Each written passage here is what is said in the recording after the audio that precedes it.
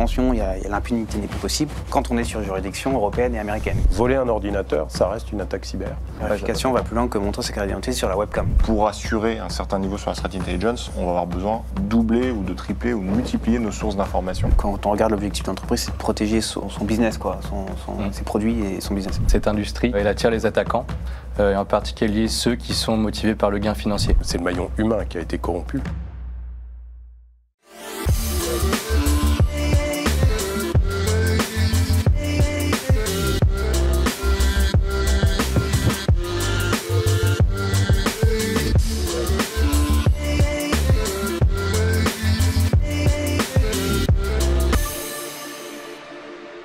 Bonsoir à tous et bienvenue à ce nouvel épisode des tables rondes des experts de Risk Intel Media, ce soir en partenariat avec Recorded Future.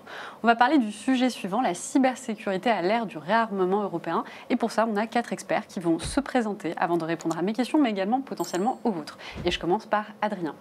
Bonsoir à tous, Adrien. Je suis consultant chez Recorded Future depuis maintenant 2 ans. Donc dans ce cadre-là, j'accompagne nos clients dans l'utilisation de la plateforme Recorded Future, qui est une plateforme de threat intelligence. Et je les accompagne également dans tout ce qui est utilisation du renseignement en général dans les opérations défensives. Avant, j'étais analyste CTI au sein d'un CERT et j'ai également fait un passage au COM Cyber des Armées en début de carrière. Merci de l'invitation et ravi de parler avec vous. Merci. Yann. Bonjour à tous. Donc, Yann, en charge de la cyberdéfense chez Vinci, qui regroupe les activités de SOC et de CERT. Donc, c'est au sein du groupe Vinci qui opère dans le domaine de la construction, de la concession et de l'énergie. Merci. Ludovic. Bonjour à tous, je suis donc au ComCyber du ministère de l'Intérieur. Je suis en charge de la division de l'anticipation et une division qui s'occupe de l'état de la menace et notamment des acteurs malveillants. Et Jean. Merci Yasmine. Donc, Jean Mercadier, moi je suis responsable chez IDEMIA des opérations de cybersécurité. Globalement, IDEMIA, c'est un acteur qui fait beaucoup de cartes à puces, des cartes bleues, ils font les cartes vitales, des cartes SIM, enfin, une énorme activité autour de la carte. Et ce qui est intéressant avec IDEMIA, c'est que c'est un groupe qui a une présence européenne très forte et très mondiale aussi. Donc, ce qui va nous intéresser dans les sujets CTI de ce soir. Et voilà, et du coup, IDEMIA touche beaucoup aux sujets européens de cybersécurité globalement. Eh bien, merci d'être avec moi. Donc, sur cette table, on a quand même 2 personnes qui étaient déjà avec nous. Donc, vous connaissez le plateau, vous savez comment ça fonctionne. Et on a 2 nouveaux. Je ne vais pas pointer du doigt, il faudra que pour ceux qui regardent nos émissions, aller revérifier qui est qui. Alors, on va parler effectivement, et tu l'as très bien dit, Jean, de threat intelligence. Et justement, je voulais revenir sur une actualité récente, qui est celle justement d'Europol, qui a mené une opération qui s'appelle Raptor. Et je voulais comprendre un petit peu plus, déjà, dites-moi en plus sur cette opération. Mais je comprends qu'il y a eu des liens de coordination entre Europol et nos services régaliens, justement, pour lutter contre la cybercriminalité. Qu'est-ce que vous pouvez nous en dire ? Déjà, c'est une opération qui a été menée par l'Europe, par une institution européenne, et ça, c'est déjà une belle chose. C'est une opération qui fait suite à l'opération Spector. Alors, je pense qu'il y a un système de jeu de mots, Spector, Raptor. Raptor, voilà, donc on peut faire des pronostics pour le nom de la prochaine opération, voilà, on regardera un peu plus tard, mais en quelques nombres, globalement, c'est 270 trafiquants arrêtés, dont 130, donc la moitié aux États-Unis quand même, c'est important. Et il y a eu des énormes saisies, 188 millions de cash en crypto-monnaie, 2 tonnes de drogue, 180 armes à feu, plus de 12 000 produits illégaux et évidemment du tabac illégal aussi. Donc globalement, un bel échantillon de ce qu'on peut retrouver sur le dark web et autres, et sur des activités qui ne sont pas forcément très licites. Voilà. Mais c'est une belle opération menée surtout coordonnée par une instance européenne. C'est ça que j'avais trouvé intéressant dans cette opération. Ouais, je trouve que ça met en évidence aussi le fait que d'un côté, on a les cybercriminels qui ont évolué dans leur méthodologie, dans leur réseau, qui se répandent de plus en plus. Mais d'un autre côté, on a les organisations qui luttent contre ça, qui se mettent en ordre de bataille aussi pour les arrêter. Et donc on va se retrouver avec une coordination, et c'est là le rôle d'Europol, donc, qui est intéressant, une coordination à l'échelle européenne et ensuite mondiale pour procéder aux arrestations. Je crois qu'on parle de plus de 10 pays qui ont été sur lesquels il y a eu une coordination des arrestations qui permet vraiment de mettre en évidence l'apport finalement de cette collaboration entre les services d'ordre. Et ça arrive souvent d'avoir une coordination comme ça au niveau européen, ou est-ce que c'est quelque chose de significatif ? C'est quelque chose qui est recherché. Ouais. C'est d'ailleurs la vocation d'Europol, de coordonner et puis d'assurer également la documentation sur les acteurs criminels, quelle que soit leur nature. Le cyber en fait partie. et puis également d'assurer la bonne information des pays, qui restent quand même souverains en matière de justice et d'action policière, pour mener des opérations, instruire les dossiers, ouvrir les enquêtes et réaliser en coordination des interpellations, de façon à ce qu'une interpellation dans un pays ne compromette pas les cibles dans d'autres pays. Alors ce qui est intéressant avec Raptor, c'est que déjà il s'agit d'une opération qui a été menée des deux côtés de l'Atlantique en réalité, puisque c'est le département de la justice américain qui a été partie prenante également. Il y a effectivement 270 personnes qui ont été interpellées, mais ce qui est intéressant, c'est qu'il y en a 29 en France. D'accord. Et ça concernait des trafics de matières stupéfiantes. Il y a eu 2 tonnes de drogue et 144 kilos de fentanyl qui ont été pris. Et pour la France, les services qui ont été engagés, ce sont les douanes, compétentes pour les trafics illicites, et puis également la gendarmerie. Pour étendre un petit peu, en fait, tu demandais si les opérations similaires avaient lieu. Au mois de mai, il y a eu aussi une opération, mais plutôt vraiment très orientée cyber, sur le Stealer Luma. D'accord. En fait, il y a eu une opération de perturbation qui a eu lieu, qui a conduit à la saisie, en collaboration avec plusieurs organisations, mais cette fois vraiment dans le domaine de la cyber, à la saisie de plus de 1300 noms de domaine qui étaient en fait des axes pour ces stealers. Et donc c'est une opération qui a été aussi coordonnée par Europol, en collaboration cette fois plutôt avec Microsoft, pour la saisie des noms de domaine.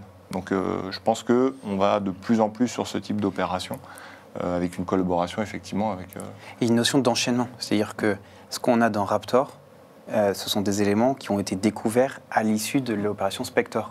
Donc on peut imaginer, en tout cas si on reste sur cette cadence-là, que dans 1 an ou 2, il y aura l'opération quelque chose Store, voilà, qui fera suite à l'opération Raptor. Et c'est particulièrement intéressant. Ce qui est notable quand même, que pas d'arrestation en dehors des pays occidentaux, quoi, en dehors de l'Europe et des États-Unis. Voilà, il y a quand même une tendance avec cette opération de vouloir dire attention, l'impunité n'est plus possible quand on est sur juridiction européenne et américaine, quoi, hein. Ça, c'est un point que j'avais noté dans les chiffres en les regardant, en lisant le rapport. Alors, moi, je ne réalise pas nécessairement, mais je demande également, parce que peut-être le public se pose. Donc, les chiffres que tu as donnés en termes de perquisition monétaire, financière, sont énormes. On parle de plusieurs millions en crypto-monnaie. Pour les gens, donc, on est à 270, c'est ça, je ne me trompe pas 270 personnes, est-ce que c'est significatif ? J'avais regardé, du coup, j'ai cherché à comparer ces chiffres, notamment avec des opérations qui n'étaient pas cyber. Et mine de rien, c'est au-dessus de la moyenne, mais c'est pas non plus x10, x100, quoi. C'est-à-dire qu'au final, on arrive avec des interceptions de drogue, alors là, pour le coup, c'est un peu mon domaine, mais je me suis limité à lire la presse, mais on arrive à des opérations d'interception de drogue entre l'Espagne et la France, où pareil, il y a 20, 30, 40 arrestations avec des saisies de plusieurs kilogrammes de tonnes. Après, voilà, on sort un peu de mon domaine d'expertise, mais je pense que ces opérations sont un peu moins fréquentes, mais quand elles arrivent, elles ont des beaux chiffres, alors que les opérations de police plus classiques, si je peux dire ça comme ça, sont peut-être plus courantes et du coup en volume un peu plus petite. C'est mon analyse. Mais à suivre dans les prochaines opérations et les prochaines tendances. Alors si on prend l'opération Spectre, par exemple, c'était également 288 personnes qui avaient été interpellées. Donc on est sur des dimensions comparables. La grande particularité, mais aussi la difficulté, c'est bien sûr l'internationalisation de l'étalement en réalité de la structure criminelle, avec des nécessités de coordination pour lesquelles les États étaient assez pâteaux, on va dire, il y a quelques années, mais qui, depuis, ont pris leur marque, ont adapté leur législation, ont engagé également des organismes de coordination, et qui font que désormais, on est capable de monter des opérations d'ordre international. Effectivement, avec des États coopérants. Ça, c'est la grande particularité. Pour autant, il ne faut pas désespérer. On a interpellé le donneur d'ordre principal des enlèvements dans les affaires d'agression d'entrepreneurs de crypto au Maroc. Et donc, on progresse aussi avec des pays qui ne sont pas forcément au sein de l'Union européenne ou qui ne sont pas des partenaires, on va dire, intégrés dans des systèmes législatifs qui sont, ou judiciaires qui peuvent être similaires. D'accord. Alors, c'est bien que vous parliez justement de crypto-monnaie parce que je voulais rebondir sur ça. J'ai l'impression que l'actualité a été remplie d'attaques en fait, qui touchaient des plateformes de crypto-monnaies. Donc on en a 3. Hein, genre, le 28 mai, on a 12 millions de dollars qui ont été volés sur la plateforme CryptoCorp Protocol. On a également 223 millions de dollars sur la plateforme d'échange décentralisée Cetus. Et puis récemment, on a tous entendu parler de Coinbase. Et donc ma question, c'est est-ce qu'il existe maintenant un risque cyber majeur sur les cryptos et pourquoi ? Je dirais que oui. La raison principale, c'est que cette industrie, elle attire les attaquants, et en particulier ceux qui sont motivés par le gain financier. Nous, on a identifié plusieurs éléments qui justifiaient de cet intérêt. Le premier, c'est que le monde crypto, c'est encore un monde d'une industrie qui est en développement. Donc du coup, il y a des startups, il y a certains projets crypto qui sont moins sécurisés. C'est visé en particulier par les attaquants. Ensuite, eux-mêmes, les attaquants, ont une bonne connaissance du mécanisme de signature ainsi que des transferts crypto.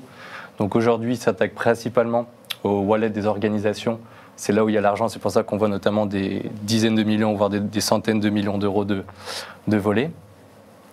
Et ensuite, avec les cryptos, ça donne aussi la possibilité notamment d'évader les sanctions économiques. Lorsqu'on vole des cryptos, on peut soit les échanger avec d'autres cryptos ou payer du matériel, des services avec cet actif. Et on peut également l'échanger avec de la monnaie fiduciaire, notamment des dollars. Et ça, pour des pays comme la Corée du Nord qui est sous sanction, ça leur permet notamment de financer certains... La Corée du Nord est connue pour financer beaucoup de choses avec de l'argent piraté. Ça, c'est un point qui est important. Mais il y a une question, alors parce qu'à droite on entend non mais la crypto-monnaie c'est intraçable, à gauche on entend non mais c'est de la blockchain, tout est traçable. C'est quand même beaucoup plus compliqué que ça au final. Il y a quand même une notion des mécanismes de mixage en fait, des wallets avec des transferts à droite qui permettent de perdre tout le monde quoi. Sur le 1 milliard de dollars qui ont été volés sur la plateforme Bybit, il y en a 27%, donc 27% de 1,4 milliard, ça reste une belle somme, qui sont devenus intraçables et voilà. Et que 4%, un peu moins de 4% qui ont été gelés. J'avais regardé un petit peu, je comprends finalement que les crypto-monnaies, c'est une monnaie qui est semi-anonyme, qui, lorsqu'elle est envoyée, ne peut pas être récupérée, contrairement à un virement. Il n'y a pas d'intermédiaire, donc c'est, dans le cas de la banque normale, c'est les banques qui assurent justement la sécurité, cette intermédiation. Du coup, qu'est-ce qu'il faut faire ? Il faudrait contrôler plus les crypto-monnaies. Alors, en fait, je pense qu'il y a un biais. Dis-moi. Il y a un intermédiaire quand on confie son wallet à une plateforme. Donc les plateformes qui se sont faites là actuellement, c'est de ces plateformes-là dont... Donc alors... En fait, il y a deux types de plateformes. Il y en a qui sont des DEX, Decentralized Exchange. Donc du coup, c'est des plateformes pour lesquelles il n'y a pas d'intermédiaire. C'est-à-dire que d'un côté, il y a des utilisateurs de blockchain qui vont fournir de la liquidité. Et de l'autre côté, des utilisateurs qui vont investir. Okay. Et à ce moment-là, le seul point qui permet à toutes ces personnes de communiquer avec la blockchain d'une manière commune, c'est les smart contracts. Et des fois, ces smart contracts ou ces contrats intelligents, ils sont exploités par les attaquants. Et ensuite, les plateformes Coinbase, ça c'est centralisé. Et là, il y en a qui respectent tout ce qui est processus anti-blanchiment d'argent, donc qui demandent des informations sur les investisseurs, les cartes d'identité, etc. Ce qui fait qu'on peut tracer les différentes transactions. D'autres ne le font pas. Et c'est là, je pense, c'est utilisé par... La vérification va plus loin que montrer ses cartes d'identité sur la webcam, quoi. Absolument, oui. Absolument, oui. Est-ce qu'on devrait plus réguler, justement, le marché de la crypto-monnaie pour éviter... Alors, je vais poser la question au public qui est avec nous en bas. Est-ce que vous pensez qu'on devrait réguler davantage les crypto-monnaies pour, justement, éviter ce genre de situation ? Et pour revenir, justement, sur ces plateformes-là, donc finalement, ces plateformes-là, elles fonctionnent comme des entreprises. Donc, en réalité, elles auraient dû mettre en place un certain nombre de choses en termes de sécurité de la même manière qu'un Vinci, qu'un BNP, que n'importe quelle autre entreprise. Donc, en fait, alors, on ne va pas parler de faute parce qu'on ne parle jamais de faute, le risque zéro n'existe pas. Mais en fait, c'est un manque quelque part dans le système d'information de la plateforme. Ce n'est pas la crypto-monnaie en elle-même. Ouais, c'est un biais qui est aussi introduit par le système de décentralisation, justement des échanges. En soi, on se repose sur un mécanisme qui est la blockchain. Et on s'appuie sur des intermédiaires pour pouvoir interagir avec ce mécanisme. Donc j'ai envie de dire, par définition, on vient confier à un tiers de confiance sur cette fois une garantie que finalement les échanges sont sécurisés. Et dans les faits, comme tu l'as dit, il y a toujours des failles, le risque zéro n'existe pas. Et donc le fait d'accorder sa confiance fait partie qu'on prend part au risque, en l'occurrence. Alors après, si on sait bien tout de ce qui s'est passé pour Coinbase, on est quand même sur quelque chose d'assez classique, puisque c'est le maillon humain qui a été corrompu. Oui. Et l'utilisation de droits d'administrateurs légaux pour justement mener des actions illégales sur la base, évader un certain nombre de données et ensuite les réexploiter. Donc on reste sur, alors certes, une délinquance qui est un petit peu atypique, puisque les crypto-monnaies, c'est encore un secteur qui est entouré d'un certain mystère et d'une certaine magie, qui n'est pas d'ailleurs sans séduire les malfaiteurs, à tort ou à raison, ça c'est autre chose, c'est un autre débat. Mais le secteur des crypto-monnaies, en réalité, est confronté à une délinquance montante, mais qui est une délinquance qui est déjà très connue. Ça peut être soit les systèmes, comme on a pu en démonter certains ces derniers temps, des systèmes d'escroquerie avec un contact physique avec la victime, soit effectivement des systèmes de draineurs, où là on va utiliser une technologie qui va permettre de se présenter comme un acteur légitime du système crypto pour essayer de dérober les données et ensuite d'avaler les actifs sur des comptes qui eux ne sont pas légitimes. Alors pour vous donner la réponse du public qui est en bas avec nous, on voit bien qu'on a un public très français. On est à 56% pour réguler un peu plus. On est à 12% pour le non et 0 pour le ça dépend. Alors pour revenir justement sur le sujet de la threat intelligence, donc c'est une forme justement d'approche qui est offensive et qui va consister à récupérer des informations sur un groupe de cybercriminels avant qu'ils n'attaquent. Donc là, on est un petit peu dans le fait de se protéger. Mais est-ce que toutes les régions du globe sont suffisamment couvertes, en tout cas de la même manière? Est-ce qu'on n'a pas des angles morts justement dans le renseignement sur la menace? Alors, j'avais aussi, je voulais partager un petit peu la définition pour ceux qui nous suivent de la threat intelligence, de quoi il s'agit, mais également un schéma pour montrer comment ça fonctionne. Mais voilà, est-ce qu'il y a des régions dans le monde qui finalement sont moins regardées? J'ai envie de dire qu'on se rapproche un tout petit peu du domaine physique, c'est-à-dire que dans un premier temps, on a quand même une difficulté à collecter de l'information sur des pays sur lesquels l'information en elle-même est difficile d'accès. Et donc on a déjà ce premier point sur lequel pour assurer un certain niveau sur la threat intelligence, on va avoir besoin de doubler ou de tripler ou de multiplier nos sources d'information pour corroborer ces différentes sources.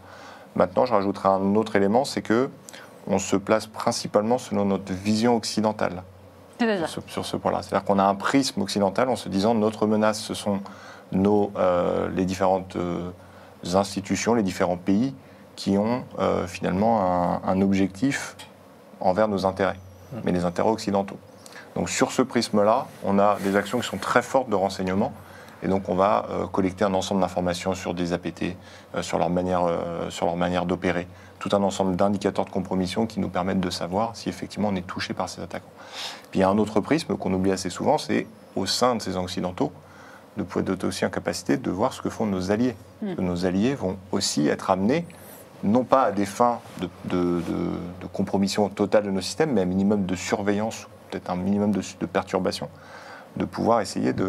Enfin, on n'a pas cette information, finalement, vis-à-vis de nos différents alliés. C'est toute l'ambiguïté du hunting forward, où on va accepter qu'un État allié vienne dans nos réseaux, dans nos systèmes, pour mieux nous protéger, mais que va-t-il faire? Que va-t-il y faire exactement? Et il y a toujours des interrogations qui doivent être... qui doivent surgir à ce moment-là. Après, la threat intelligence, alors c'est une activité qui s'est montée d'abord dans le secteur privé et dans laquelle l'État est arrivé finalement assez tardivement. Déjà parce que le cyber est un monde finalement où l'État est peu présent et d'ailleurs a peu été invité à venir réguler, pour le coup, on y revient toujours. Et les premiers acteurs de la CTI sont avant tout les acteurs de la cybersécurité et ceux en charge de la remédiation, qui avaient en réalité toutes les données sur l'attaquant, sur ses systèmes, sur ses conséquences. Et la notion de CTI adaptée à l'État, si j'ose dire, est venue du fait que pour réprimer, il fallait des lois, et il fallait aussi connaître les attaquants, se documenter, être en mesure de démontrer et d'apporter la preuve, et en particulier en s'appuyant sur, ça a été cité tout à l'heure, les IOC. Et de ce fait, l'État s'est lui aussi invité dans le domaine cyber pour se documenter et anticiper sur les actions des attaquants. La dernière action en date d'adaptation du système, et notamment en France, c'est la stratégie ministérielle de lutte contre la cybercriminalité qui a été déclinée et annoncée il y a quelques mois par le ministre de l'Intérieur et qui prévoit un certain nombre d'actions, dont l'anticipation, la préparation à la résilience également. Et donc il y a une ambition très forte des services de l'État, en renseignement, mais également en police judiciaire, pour se positionner et être un acteur qui soit efficace. Et on évoquait tout à l'heure l'action avec Europol. Bien sûr, ça ne peut pas se faire que dans un seul périmètre. Et l'échelle européenne est une échelle pertinente pour ça. Alors justement, j'ai partagé avec vous quelques coupures de presse concernant le hunting forward, parce que justement, Ludovic, tu en as parlé brièvement. Est-ce qu'on peut peut-être revenir sur la définition un peu de ce dont il s'agit? Et je comprends que les entreprises américaines le font. Le hunting forward, pour moi, ça a commencé avec le commandant cyber américain.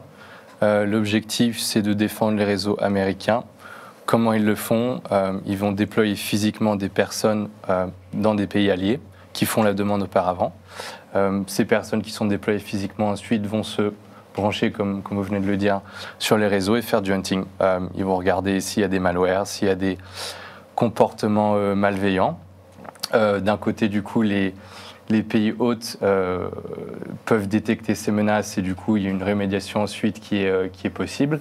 Et pour les Américains, c'est clairement du renseignement parce qu'eux peuvent avoir une vue avancée, hunting forward, du coup, des actions malveillantes qui touchent leurs alliés. Vu que c'est leurs alliés, ils ont vraisemblablement les mêmes ennemis. Donc je pense que c'est ça l'intérêt du hunting forward. Est-ce qu'on peut imaginer, parce que tu le disais très bien, c'est aux États-Unis qu'on le fait, est-ce qu'on peut imaginer quelque chose de similaire dans un cadre européen? Je serais dubitatif. Après, je ne suis pas dans le secteur public, mais je dirais une chose, si je peux me permettre, c'est que le fait que si ce débat arrive, j'imagine qu'il y aura un mélange de personnes militaires, et des représentants de l'Union européenne qui vont devoir discuter ensemble. Et je ne suis pas sûr que les militaires qui ont pour objectif de défendre le territoire national acceptent que des personnes du niveau supranational aient accès à des réseaux d'intérêt de l'État, tout simplement. Si on prend un angle plutôt de l'entreprise, est-ce qu'une entreprise aurait intérêt à faire du hunting forward? Je pense que c'est pas hyper adapté, dans le sens où au final, quand on regarde l'objectif de l'entreprise, c'est de protéger avant tout son business, ses produits et son business. Donc aller prendre un risque médiatique, de propre compromission, d'aller jouer avec ça, d'aller hunter dans d'autres réseaux, je le vois pas. Je vois pas. Par contre, ce qui s'en rapproche le plus pour moi, c'est toutes les technologies déceptives, en fait. Au final, où on va essayer de leurrer les personnes et faire au final du hunting aussi dans nos propres réseaux. Où là, on a du threat hunting qui sont réalisés dans les services de SOC et de CERT. Et d'avoir cette proactivité d'aller toujours plus loin dans nos réseaux. Parce qu'on a souvent des groupes qui sont tentaculaires. Je ne parle pas de Vinci. Mais en tout cas, chez moi, c'est tentaculaire. Et on a cette volonté d'aller faire du hunting dans nos propres réseaux.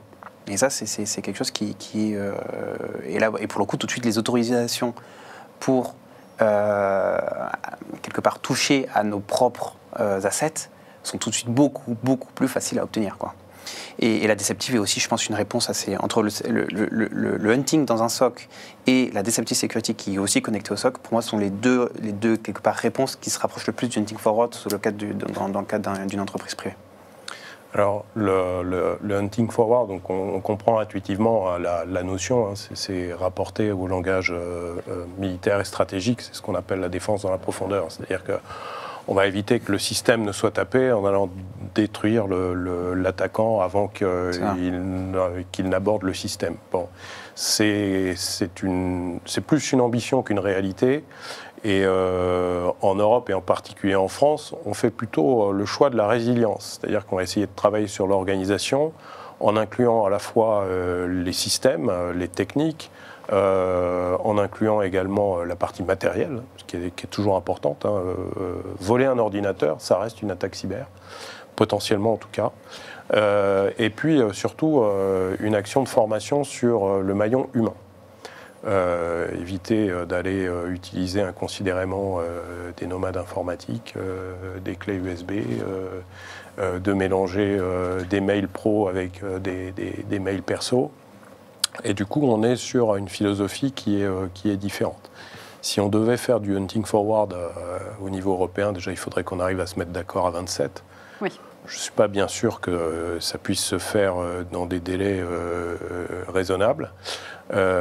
Ensuite, je ne suis pas sûr que ce soit à l'heure actuelle la philosophie générale portée par l'ensemble des dirigeants. Ce ne serait pas forcément ce qui sera recherché. Après, dans la cybersécurité telle qu'elle est pratiquée aujourd'hui, il n'est pas autorisé pour qu'un acteur privé détienne des moyens offensifs. Aujourd'hui, seules les armées, je dis bien les armées, peuvent détenir des moyens offensifs. C'est ce qu'on appelle la LIO, la lutte informatique offensive. Et elle a pour but de porter des dommages ou d'avoir des effets sur les systèmes d'information adverses ou ennemis. Donc ça, c'est une notion qui est quand même très normée et très catégorisée sur le plan juridique et qui vise à taper l'intégrité ou la disponibilité des données du système ennemi. Dans le système civil, on n'est pas du tout là-dessus. Premièrement, il est interdit pour une organisation civile de détenir des moyens de type malware, et voire de les concevoir. Ça, c'est la première chose, et y compris dans le domaine du pentest. Et dans le domaine des services d'État, seuls les services qui sont, dans notre jargon, R226, c'est-à-dire des services qui sont listés par décret, sont habilités à développer ou détenir des moyens de type offensif qui sont capables de créer un dommage logique sur un autre système. Néanmoins, quand même, quand on reprend la définition qui a été donnée, c'est-à-dire de porter atteinte à l'intégrité et à la disponibilité, quand je vois ce qu'il fait dans l'entreprise française, à savoir, on a une détection CTI, on a un site, on sait qu'il est frauduleux, qu'il a été préparé à la fin d'une attaque et qu'on utilise le dispositif légal qu'on a à notre disposition de demander un takedown, retrouver les personnes, faire un dépôt de plainte et autres, l'objectif recherché à la fin, c'est l'atteinte à l'intégrité, à la disponibilité de cet ennemi dans le cadre qui nous est possible au final. Donc il y a quand même une notion de choses qu'on peut faire, même si on n'est pas dans des services opérationnels de hunting comme on peut le voir dans des films. Mais voilà, il y a des choses qui sont faites, quoi, en tout cas qu'on essaye de faire. Ah, moi je vous pose des questions, mais je vous donne votre avis. Ce que j'entends beaucoup revenir, c'est le mot résilience. Et puis ce que j'entends aussi de la part de certains experts parfois, c'est beaucoup de frustration. Parce que finalement, est-ce que la position de résilience ne nous met pas dans une position d'attente, quelque part, pas de mouvement, on est plutôt dans la réaction. Mais après, dites-moi justement ce que vous en pensez. Je pense que le terme qui a été dit tout à l'heure était le bon. En l'occurrence, on essaie de s'appuyer sur nos organisations. On ne peut pas non plus se permettre de se structurer pour aller attaquer en amont. Finalement un groupe de cybercriminels. Voilà, c'est effectivement une histoire de culture, c'est aussi une histoire de périmètre, de pouvoir, de capacité à faire. Et je pense qu'aujourd'hui, on a préféré s'appuyer sur une notion effectivement liée à l'organisation. Et c'est vrai dans à peu près tous les domaines. C'est plus large que le domaine cyber. Globalement, on a cette problématique sur les événements climatiques ou autres, où on est en capacité d'anticiper certains phénomènes, mais on va malgré tout en dernier recours, se prémunir avec des organisations bien précises. Alors, en réalité, si, on attaque quand même, mais ce n'est pas dans la même doctrine. C'est-à-dire que toutes les actions judiciaires qui vont être menées, avec démantèlement de structures, comme ça a été le cas ces dernières années, visent également à produire un effet de sécurisation du secteur cyber. Et donc, alors on est toujours dans cette dialectique où on porte des coups à une organisation adverse, celle-ci va se réorganiser, va également acquérir de l'expérience et va tirer des conséquences des coups qui lui ont été portés et va peut-être réussir à survivre, elle aussi en étant résiliente. En s'adaptant aux opérations qu'on lui a et aux coups qu'on lui a portés, mais toutes les opérations de nature judiciaire. Donc aujourd'hui, en réalité, le hunting forward, si on devait trouver un équivalent en Europe, c'est l'action qui est menée par les services de police judiciaire sous la conduite des autorités, des autorités de justice de chacun des pays, en se coordonnant justement avec Europol et qui produisent quand même des effets qui sont intéressants. Alors justement, les groupes d'attaquants proviennent de quel pays en général? Quels sont justement les groupes qui attaquent le plus justement les intérêts de l'Europe? De quelle zone géographique proviennent-ils? Alors, la première chose que je dirais, c'est que c'est difficile de répondre d'une manière ferme à cette question, parce que je reviens à ce qu'on disait avec les biais au niveau de la threat intelligence. Chaque organisation collecte des données particulières à une visibilité du coup limitée, donc chacun a une pièce du puzzle. Côté Recorded Future, nous, on voit que tout ce qui est APT russe et APT chinois, c'est des groupes qui ont la plus grande sophistication et qui ont la plus grande cadence d'attaque. Pour vous donner des exemples, au niveau APT russe, eux, c'est des attaques qui sont tant bien physiques que dans l'espace cyber. Je vous donne des exemples. Typiquement, il y a eu des opérations d'espionnage dans le cadre de notre support à l'Ukraine. Il y a l'ANSSI qui a publié une note il y a quelques semaines dessus. Je crois également qu'il y a eu des tentatives de sabotage et d'intrusion dans les pays nordiques. Il y a eu les services de renseignement suédois et norvégiens qui ont communiqué publiquement dessus. Et ensuite, il y a tout ce qui est désinformation et influence également. C'est un peu plus dur d'identifier. Cependant, nous, côté Recorded Future, on monitore ce genre de choses. Et ensuite, côté chinois, ce qui me semble intéressant, c'est qu'au niveau des Chinois, il y a des groupes du coup qui sont directement liés au ministère, au service de renseignement et à l'aspect militaire. Mais il y a également l'utilisation de sociétés écrans ou du privé pour faire réaliser une partie des attaques ou certaines des attaques dans leur totalité. Donc au niveau de la Chine, il y a également une évolution de ce côté-là. Ce qui est très intéressant sur la Chine, c'est qu'il y a peu de temps, il y a un APT qui s'est fait pirater et dont l'ensemble des communications internes sont retrouvées sur Internet.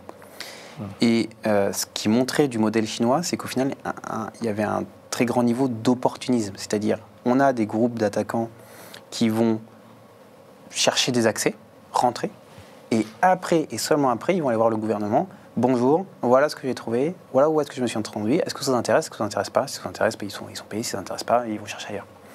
Et ça, c'était très intéressant à voir. Alors, je pense que ça s'applique à la Chine. Et puis, voilà, puis globalement, c'est, voilà, nous, en tant que bons Français, on dit que la Chine, la Russie, la Corée du Nord et l'Iran sont nos principaux adversaires. Mais néanmoins, aujourd'hui, typiquement, encore aujourd'hui, j'ai un résultat de scan de qui nous attaque et qui essaie de s'authentifier sur nos plateformes avec des comptes qui nous ont été volés. Les IP, elles viennent toutes des US. D'accord. Donc, c'est un micmac, et puis surtout, je veux dire, qui oserait s'aventurer dans l'attribution de tout ça? C'est un jeu qui est très dangereux et qui surtout est assez imprécis, quoi, qui demande des moyens assez importants. Alors l'attribution est un acte politique. Exactement, voilà. Il me semble que récemment, justement, APT-28 a été attribué au renseignement russe par la France, ce qui ne l'a pas... parce qu'il sévit depuis 2004. Jusqu'à présent, tout le monde avait des soupçons, mais personne n'a fait d'attribution officielle. Et là, récemment, on l'a faite. Alors, il faut comprendre la relation particulière qu'entretiennent les États, tous les États, avec le petit monde de la cybercriminalité. Il s'agit d'une nouvelle forme du mercenariat, ou en tout cas d'une corsérisation de la guerre, avec des attaques qui, dans le triptyque compétition compétition affrontement va en réalité permettre de mener des actions dès le premier volet, comme on l'a vu par exemple avec l'Estonie en 2007, où en réponse à une action très symbolique du démontage d'une statue, il y a eu une attaque par DDoS qui a été menée sur les services. La question s'est posée à l'époque, doit-on mobiliser l'article 5 de l'OTAN pour riposter ? Si la CAF était aujourd'hui victime d'une attaque de DDoS par un groupe avec une attribution russe ou je ne sais quoi, serait-on vraiment décidé à aller faire la guerre à ce pays pour une attaque de DDoS sur un service public? Ça permet aux États d'envoyer un message qui est un message avec une capacité de déni plausible. C'est-à-dire que tout le monde comprend d'où ça vient, sans pour autant qu'il y ait un rattachement organique à un drapeau et avec des soldats en uniforme qui mènent des actions. Donc on est vraiment sur cet entre-deux, sur cette zone grise, qui est une zone intermédiaire entre l'affrontement et puis la compétition habituelle que peuvent se livrer les États. Il ne faut pas oublier qu'ils recrutent aussi dans une masse de cybercriminels qui sont, eux, animés juste par le souhait de s'enrichir et point. Et qui, de temps en temps, vont se parer d'une espèce de morale politique en prétendant défendre telle ou telle cause de tel ou tel peuple opprimé sur la planète, mais qui, en réalité, ne font que faire grossir un butin, ou du moins tenter de le faire. Donc la question des APT, de l'attribution, outre le fait qu'elle est très politique et qu'il n'est pas permis à tout le monde sur cette terre de dire qui attaque, hormis les échelons politiques très élevés, en réalité, il y a une grande majorité d'acteurs qui créent des dommages et qui ne sont pas du tout reliés à des États. Et ce sont eux d'ailleurs qui créent les principaux dommages, quoi. Parce que les attaques de DDoS à l'occasion des JO, on a pu s'en remettre. Des attaques par rançongiciel sur des hôpitaux, c'est tout de suite beaucoup plus critique. Alors justement, vous parliez de ces attaquants. Donc là, on a beaucoup de cybercriminels qui se sont mis de part et d'autre dans ce conflit justement entre la Russie et l'Ukraine, des personnes qui sont en train de se former à la cyberguerre. Si on imagine et on espère que ce conflit prenne fin, est-ce qu'on n'a pas une crainte, une peur ou un risque que ces personnes-là, bon, je pense qu'ils ne vont pas prendre leur retraite, mais qu'ils ne se remettent pas justement à mener des campagnes de cybercriminalité complètement pécuniaires, avec une volonté pécuniaire derrière, mais avec une formation quand même de plusieurs années sur un espace de confrontation et de cyberguerre? Il y a une inertie. C'est indéniable. Maintenant, dire comment ça va finir, droite-gauche, c'est compliqué. Un exemple de cette inertie, c'est le groupe Conti. Donc le 24 février 2022, il y a l'invasion de l'Ukraine par la Russie. Le 25 février 2022, donc le lendemain, le compte Twitter de Conti publie un message de soutien ouvertement au gouvernement russe. Et le résultat immédiat, division interne entre les membres pro-russes et pro-ukrainiens. Et plus de 60 000 messages internes fuitent sur Internet avec tous les débats sur déjà cette appartenance plus ou moins politique et nationale, et aussi exposant toutes leurs infrastructures, leurs méthodes et autres.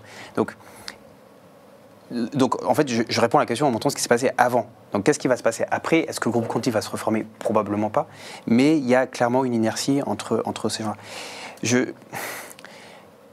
L'Ukraine et la Russie, c'est quand même un pays il y a un conflit de haute intensité, avec des attaques cyber qui suivent et qui sont du coup un peu moins masquées, on peut dire. Je ne sais pas si quand c'est à la fin du conflit, on va peut-être retourner dans un...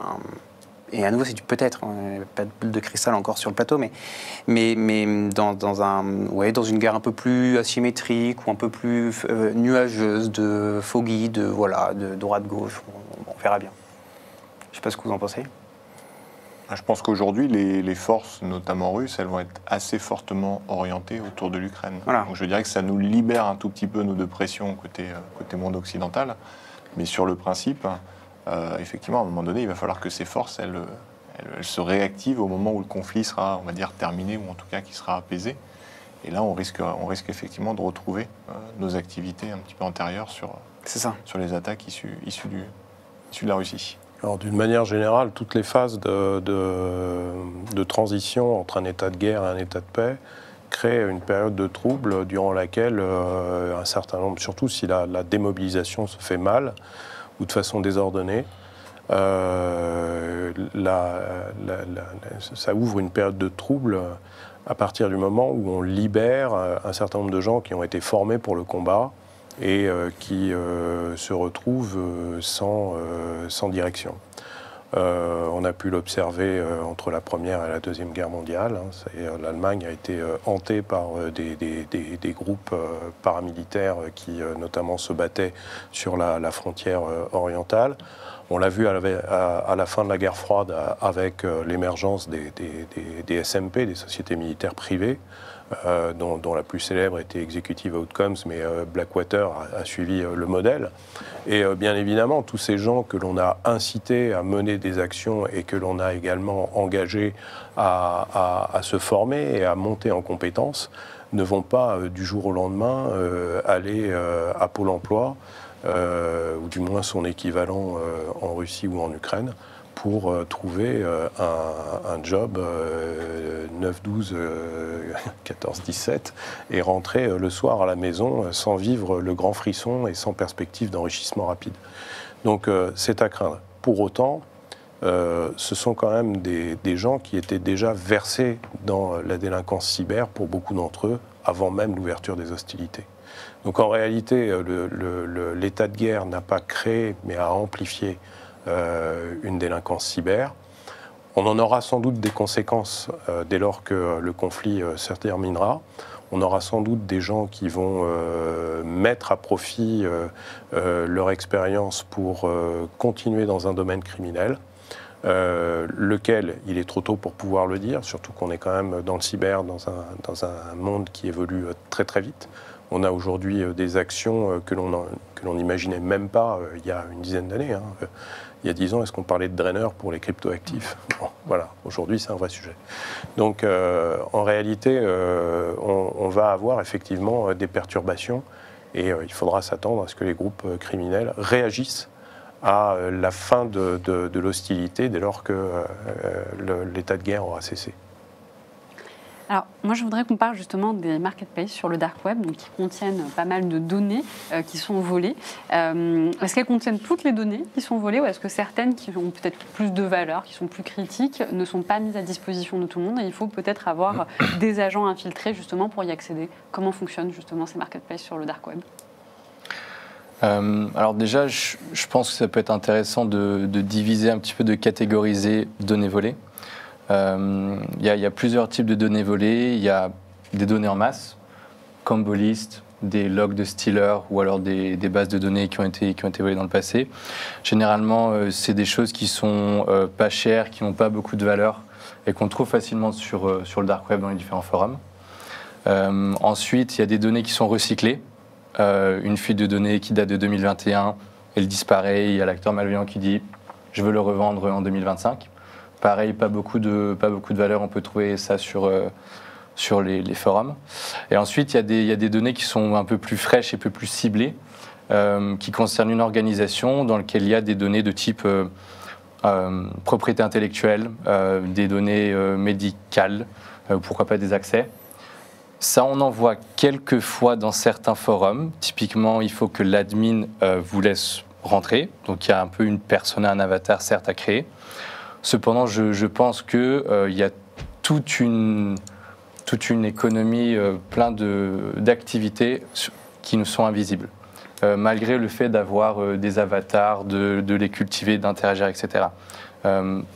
Certains fournisseurs de threat intelligence ont ces avatars. J'imagine que dans le public, ils en ont également. On peut avoir des échantillons, on peut parler quelques fois, mais je pense que ça reste limité.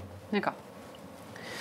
Je pense qu'il y a vraiment une différence entre APT et le reste, déjà, là-dessus. Parce que l'interaction des APT sur Marketplace serait, à mon avis, déjà un sujet à part entière qu'il faudrait sa propre émission.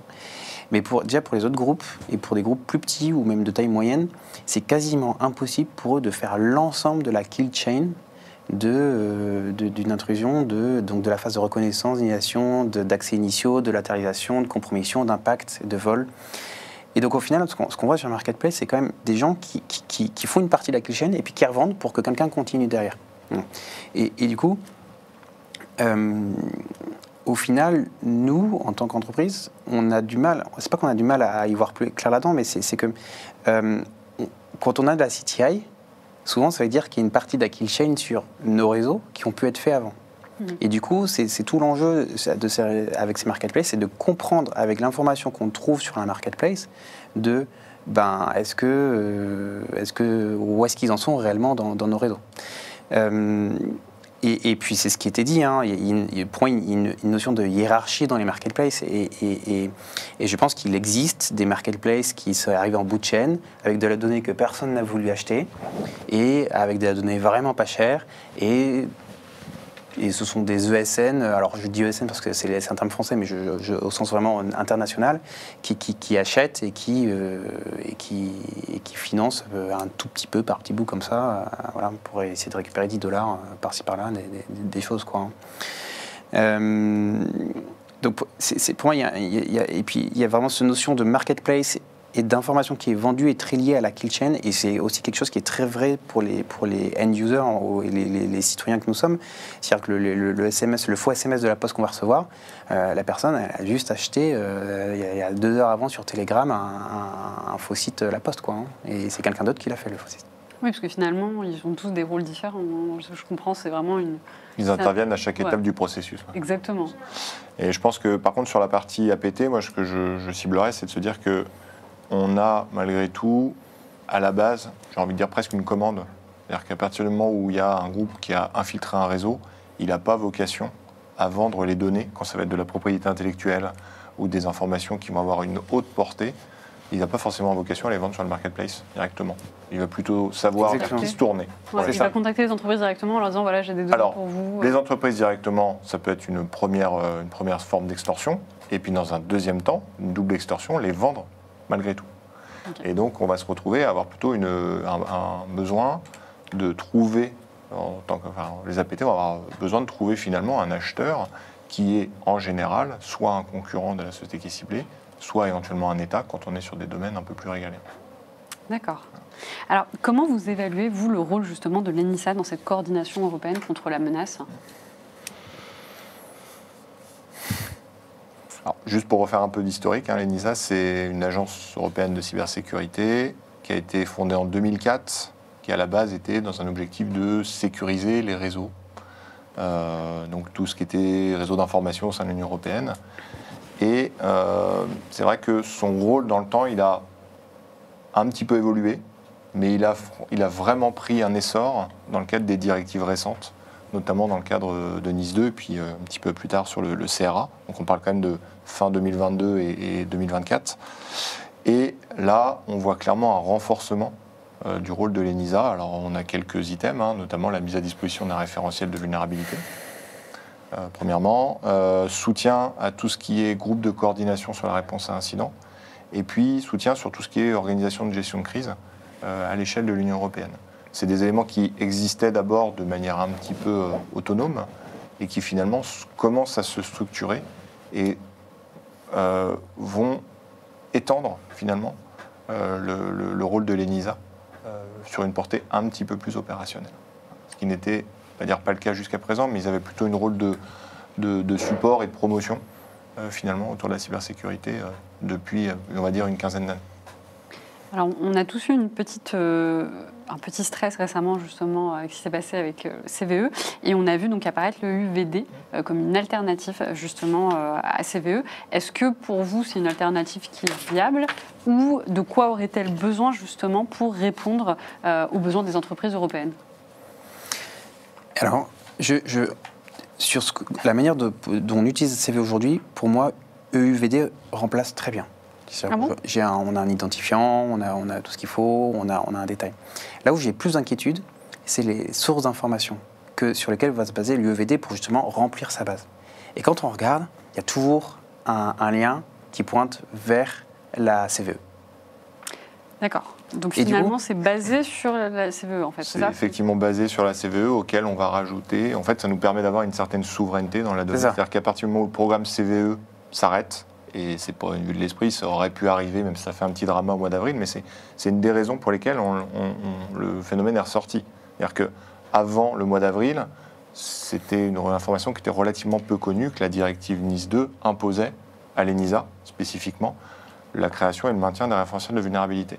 Ça a été mis en lumière suite justement à on va dire un défaut de financement, en tout cas un risque de défaut de financement la fondation CVE.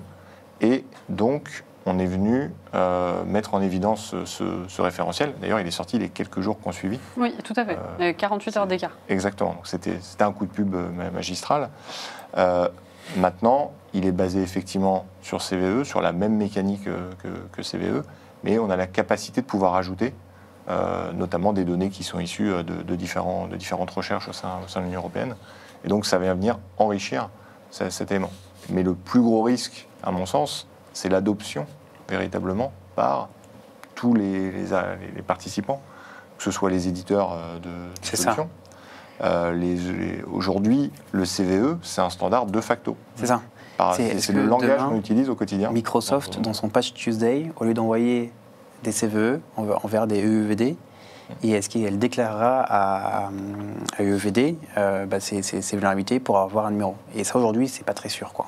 Et on est vraiment dépendant du coup de ces acteurs, ou plutôt des désacteurs en général qui font de la recherche de vulnérabilité de contribuer. Et au final, aujourd'hui, nous, ce qu'on va chercher, c'est une base de données qui est conséquente et qualitative, chose qu'on a aujourd'hui, parce qu'il y a une notion de mirroring.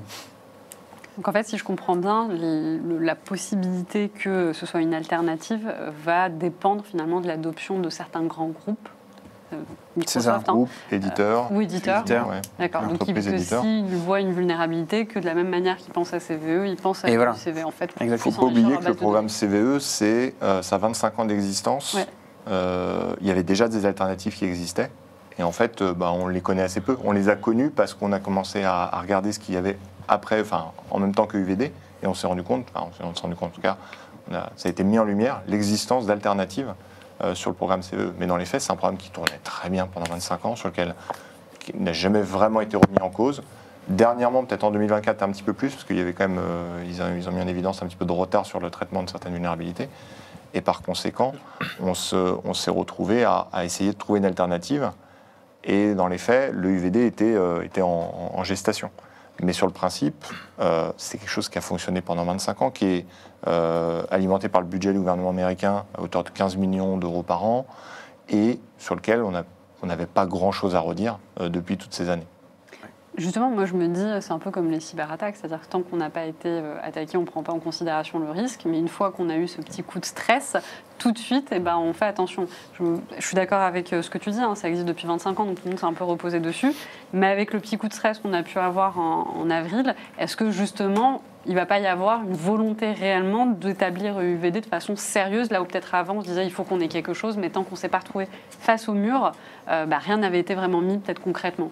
Donc moi, je serais curieuse de voir quand même dans les prochains mois, cette année, s'il va y avoir une vraie évolution dans la mesure en fait, de ce qu'on a pu vivre en avril. Peut-être qu'il y aura une prise de conscience de la nécessité d'avoir quelque chose. En tout cas, une bonne alternative.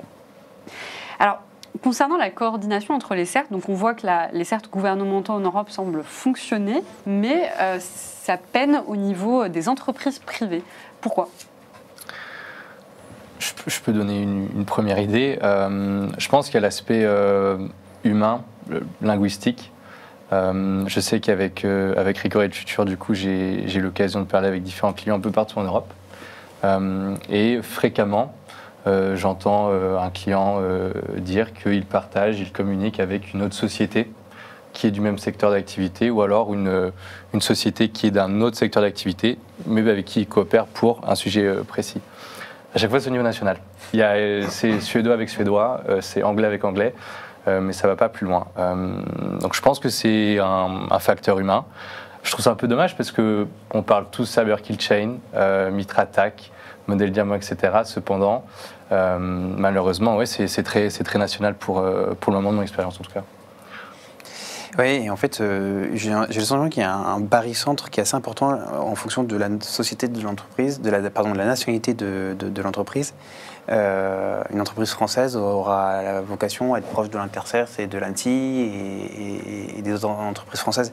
Au final, assez peu de ses homologues, je sais pas, par exemple en Roumanie, et pourtant, malgré une forte présence de cette entreprise-là en Roumanie. Et il y a cette notion aussi, du coup, peut-être d'investissement et de col blanc, peut-être, qui ont du temps pour faire du lien et du lien avec ces organismes-là. Qui est dommage. C'est vraiment quelque chose que je pense que tout le monde regrette. Tout le monde est là, tout le monde va dire c'est dommage. Voilà, il y a peut-être une idée de start-up, voilà, je glisse ça quelque part, mais c'est dommage. Ouais. Et je pense qu'il y a deux mondes en fait. On se retrouve avec un monde où effectivement les certes gouvernementaux aujourd'hui ont une collaboration de plus en plus forte.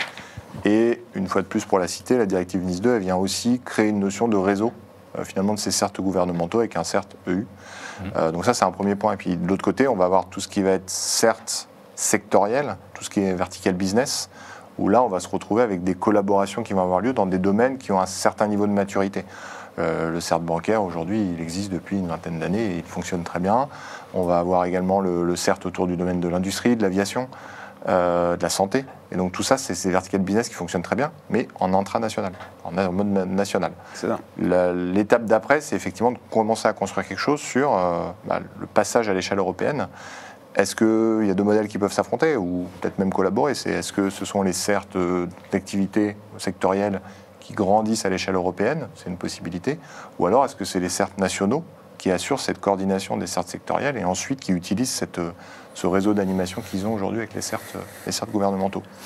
Voilà. Je pense qu'on est sur aussi un élément qui est en train de se poser, parce qu'on est en train de se construire justement au niveau des certes gouvernementaux à l'échelle européenne. Aujourd'hui, il y a un CERT EU qui existe, qui est une coquille sur laquelle il y a tout à construire. Et en l'occurrence, on va pouvoir peut-être s'appuyer dessus dans un futur proche.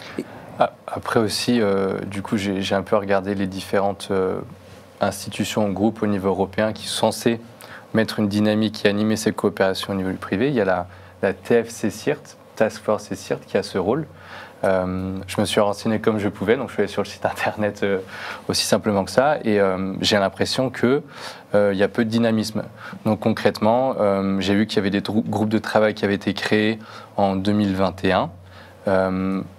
Qu'est-ce qu'il en est devenu, je ne sais pas. Il n'y a pas de communication non plus. Tout ce qui est conférences, événements qui favorisent clairement les rencontres, les collaborations, etc. J'ai vu aucune communication, contrairement à l'ENISA. Pour le coup, là, il y a beaucoup plus, je trouve, de dynamisme. Donc, et justement, l'ENISA a une coordination européenne entre CICERT et CERT, mais des CICERT et CERT nationaux. Et je pense qu'il y a aussi une histoire de moyens et de volonté aussi, parce que entre fédérer un ou deux CERT, parce qu'il y a certains pays qui ont entre 2-3 CERT nationaux, donc un ou 2-3 CERT par pays à l'échelle de 27 pays, et une trentaine, cinquantaine, centaine de CERT privés dans le même par pays, tout de suite on ne parle plus de la même chose, quoi. Mais ça serait intéressant d'avoir le retour d'expérience de l'ENISA justement dans cette coordination inter-européenne entre les CERT publics et voir s'il n'y a pas quelque chose à faire et des leçons à apprendre pour répliquer dans le secteur privé. Et il n'y a rien de pire dans le quotidien de tomber sur un asset compromis de la société XYZ et je fais comment pour les appeler, je peux pas, bon, je regarde, je fais quoi, et c'est dommage, c'est vraiment dommage. Ouais, après aussi, je pense qu'il y a un peu une question de budget. Qui dit certes privé dit ressources limitées, tant bien financiers que humains. Lorsqu'un analyste dit à son chef j'aimerais bien participer à tel et tel événement à l'étranger, il est là-bas, il n'est pas en train de faire son travail d'analyste et ça coûte également de l'argent. Donc je pense qu'il y a l'aspect business aussi qui est peut-être à justifier. Peut-être, effectivement. Eh bien écoutez, on arrive à la fin justement de cette émission sur la Threat Intelligence. Merci d'avoir répondu à toutes mes questions. On remercie également le public qui nous a suivis à distance. Vous avez été très nombreux à discuter, échanger. Certains nous dire également bonjour. Ce soir, on était en partenariat avec Recorded Future. Et puis bien évidemment, on a d'autres émissions qui arrivent. N'hésitez pas à vous abonner, à liker, à commenter puisqu'on aime bien avoir vos retours. Et on remercie encore les intervenants pour ce beau débat. Merci. Merci. Merci Yasmine. Merci Yasmine, merci à tous. Merci.